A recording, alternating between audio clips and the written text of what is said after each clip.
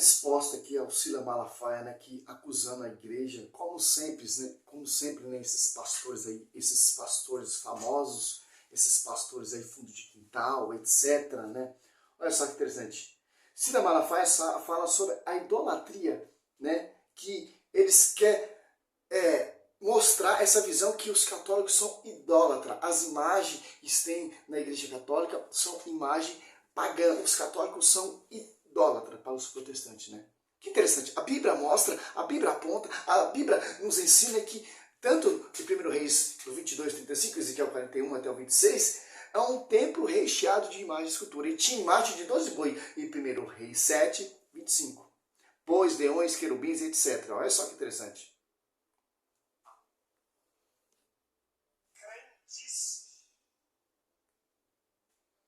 No lugar que só Deus pode ocupar.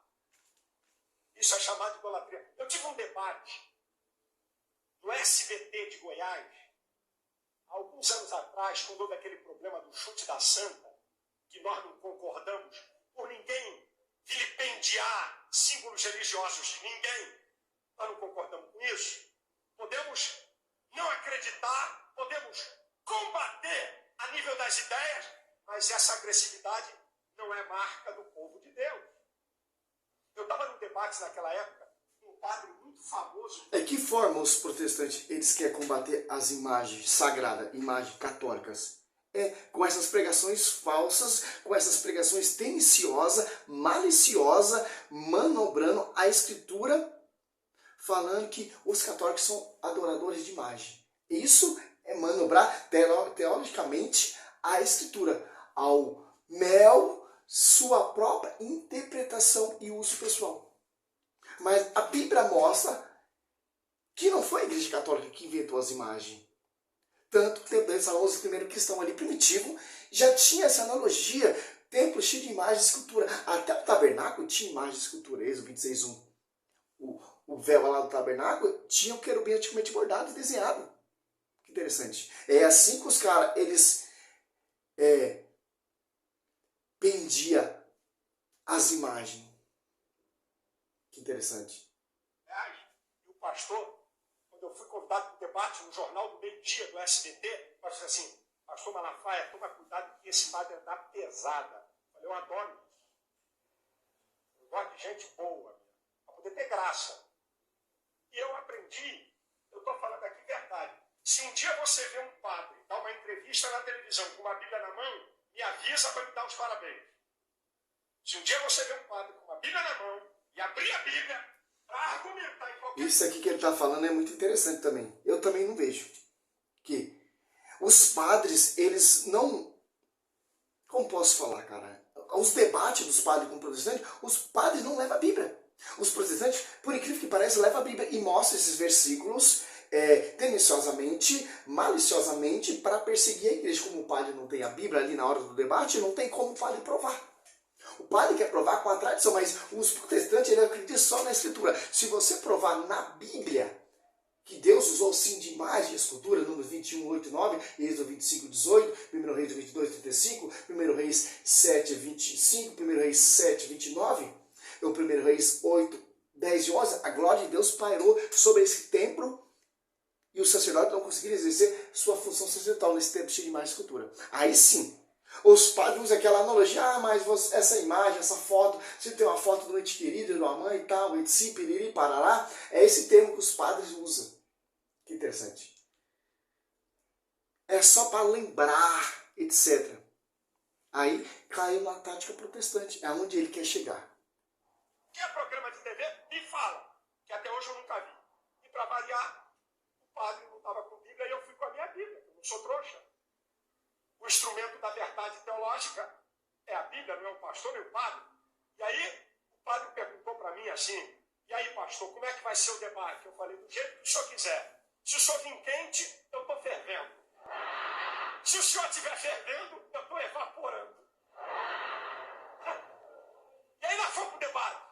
E lá na altura do debate, ele se virou para mim e disse assim, pastor, vocês evangélicos têm feito uma acusação contra nós, dizendo que nós somos idólatras, nós não aceitamos isso. Pastor, eu quero fazer uma pergunta para você. Eu sabia onde ele queria ir.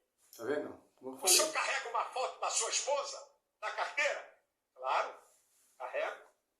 Quando o senhor viaja, de vez em quando o senhor não tira aquela foto para lembrar dela? Perfeitamente, seu pai. É isso aí que eu faço. Então, pastor, nós temos uma imagem para lembrar desses homens, dessas mulheres, valorosos, e papapi, papapá. Eu falei, seu padre, só tem um detalhe. É que eu nunca me ajoelhei diante da foto da minha mulher para pedir nada a ela. É que eu nunca me ajoelhei diante da foto da minha mulher e fiz petições que só concebe a Deus. Eu nunca me ajoelhei diante da foto da minha mulher para adorar a imagem dela, porque só Deus é digno de honra, de glória e de adoração. Tá vendo a acusação do pastor? A gente prostra diante da imagem de um ente querido para adorar. De acordo com o que vocês fazem na igreja católica. Prostra diante daquelas imagens para adorar. Esse termo, essa analogia que eles usam acusando um católico de adorar a imagem. Mas adoração, é um sentimento. Gesto não é sentimento. Se eu me posto diante da minha esposa como gesto, isso não é adoração. É respeito. Se eu prostrar para adorar, sim que a Bíblia está proibindo. Interessante. Sim, há uma foto do ente querido, de um filho, etc. Piriri, parará, como você diz, se eu me prostrar diante de uma imagem, diante da minha esposa, é como respeito. Gesto não é adoração.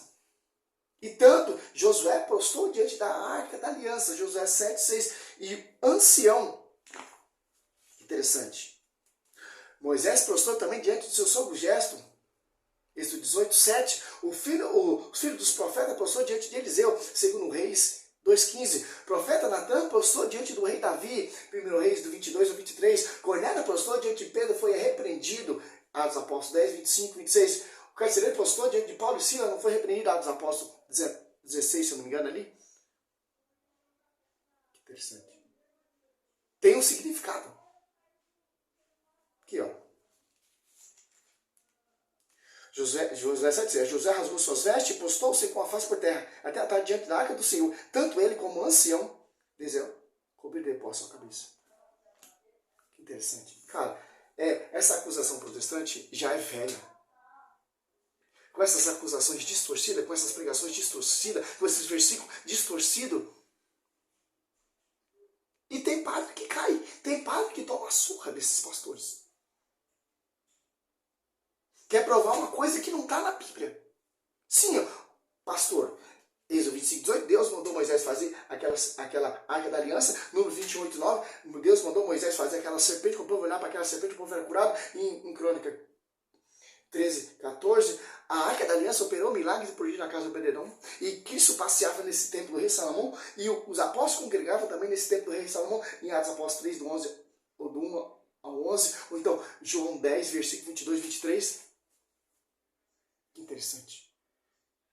Os padres estudam teologia, filosofia e quer defender uma tese com simbolismo. Mas eu tenho aquela imagem de um ente querido, para lembrar.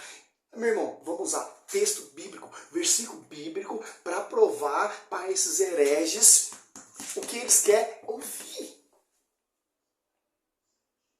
Distorcer essas malícias que eles estão pregando, que eles estão anunciando. Só lê. Tá bom, padre. Ou pastor. Então, o que você me diz em 1 Reis, do 6, do 22 ao 35, ou então Ezequiel 41, 17, 18. Esse templo cheio de imagens e escultura. Então, em 1 Reis 7, 25, tinha imagem de 2 bois. 1 Reis 7, 29, tinha imagem de bois, de leões e querubins. O que você me diz, a Bíblia está mostrando. A Bíblia tem. Então, aí o padre cai naquele argumento. Uma foto, tal, etc. Sem base bíblica, sem texto bíblico, os protestantes acreditam na Bíblia. É só Bíblia os caras. Os caras não acreditam na igreja, os caras não acreditam na intercessão de Nossa Senhora, os caras não acreditam que Maria é mãe de Deus, a mãe da igreja, os caras não acreditam que Pedro é o Papa, os caras acreditam que a igreja católica é a Babilônia, a igreja que se corrompeu. Então não tem conversa. Não tem conversa. A doutrina católica é diferente da doutrina protestante. E tem católico caindo nessa tática, deixando a igreja católica e indo para a igreja protestante, que eu já vi amigo meu saindo da igreja católica e indo para a igreja protestante por causa das ensinamento errado dos padres. Esses padres light, esses padres modernos. Essas novidades dentro da igreja, esses ministros, esses coordenadores que não têm sintonia, que não têm amor pela igreja, que não têm amor pelos os fiéis. Leigos que não podem pregar, leigos que não podem anunciar. E etc. Essa é a analogia dessa geração hoje em dia. Salve Maria, sou missionário Selva Alberto.